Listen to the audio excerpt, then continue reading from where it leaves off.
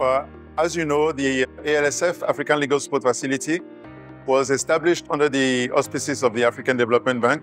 That was 17 years ago, with the unique mandate of assisting the African governments with their legal needs, both capacity building and advisory services.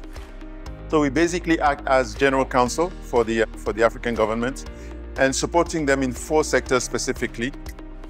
The energy sector, anything around natural resources and extractive resources, so mining, oil, gas.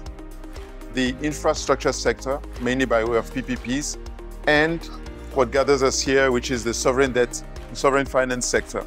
So for each of those sectors, the ALSF has equipped, trained, qualified lawyers in-house, but we also use the support of external law firms, technical advisors, financial advisors that we procure on a panel basis. And it's the combination of those internal and external resources that we gather to provide the required support to African governments. I'd say we do mainly 2 things.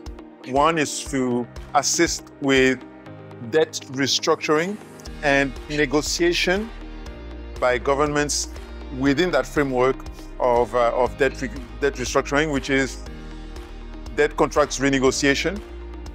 And the second thing that we do is assist countries with their debt management. So that's more forward-looking. So we work together with debt management offices and technical advisors within Ministry of Finance to ensure that the way the countries contract debts, the way the loan documentation is crafted, structured, put together, is sound and takes into account the country's specific, the country's debt sustainability analysis, and the country's fundamentals in terms of their strengths and weaknesses. So anything that can inform the obligations that a country undertakes as they subscribe debt is something that we pay a strong attention to as ALSF, as legal advisors. And we also surround ourselves in assisting the government with financial advisors so that there's a holistic assistance that is provided to a given government that sends us a request.